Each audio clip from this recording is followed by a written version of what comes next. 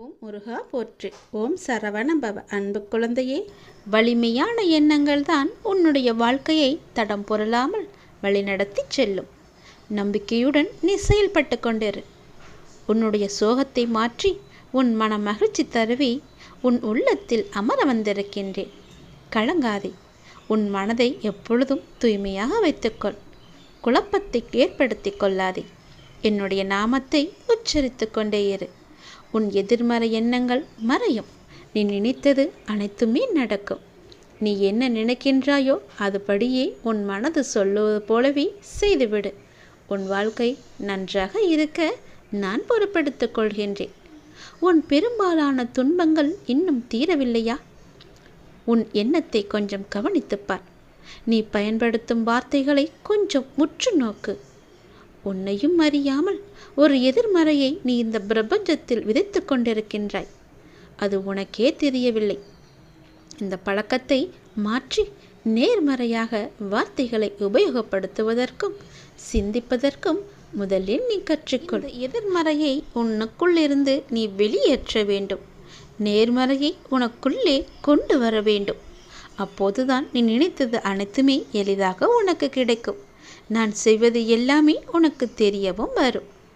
நீ சிந்திப்பதற்கும் உபயோகப்படுத்துவதற்கும் முதலில் நேர்மறையை கற்றுக்கொள். அதில் நீ கவனமாக இருக்க பழகு.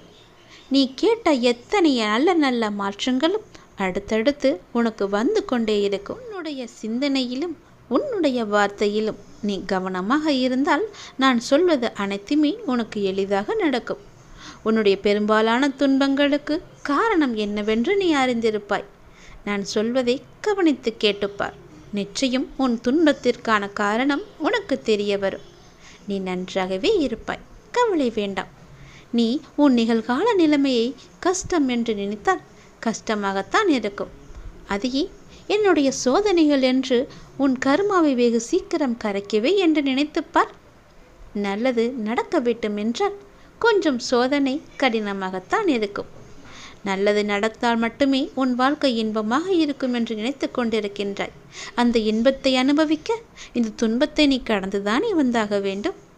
கவலை வேண்டாம், நான் இருக்கின்றேன். தீக்குச்சியின் தலையில் தீ பற்றாமல் எந்த விளக்கும் எரிந்ததாக சரித்திரமில்லையே. அது எரிந்துதானே நமக்கு ஒளியை தருகிறது. அதுபோலவே நீ இந்த துன்பத்தை கடந்தால்தானே உனக்கு இன்பம் என்ற வெளிச்சம் உனக்கு கிடைக்க தெரிய வரும். நிச்சயம் நடக்கும். உன் வாழ்க்கை மேன்மை பெறும். நான் உன் வாழ்க்கையில் அற்புதத்தை நிகழ்த்துவேன். ஆனால் அது உன் வாழ்க்கையில் அனுபவமாகத்தான் இருக்குமே தவிர கண்கட்டி வித்தையாக அது இருக்காது. நிச்சயம் நடக்கும். அது உனக்கு ஒரு அனுபவத்தை தரும். நான் தரும் அற்புதத்தை நீ ஏற்றுக்கொள். அந்த அற்புதம் உனக்கு நிகழப்போகின்றது. அது உன் வாழ்க்கையை மிக வெகுவாகவே சிறப்பாகவே மாற்றப் போகிறது. நல்லது உன் வாழ்க்கையில் அடுத்தடுத்து அரங்கேறப் போகிறது. இது என்னுடைய வாக்கு. நிச்சயம் பலிக்கும்.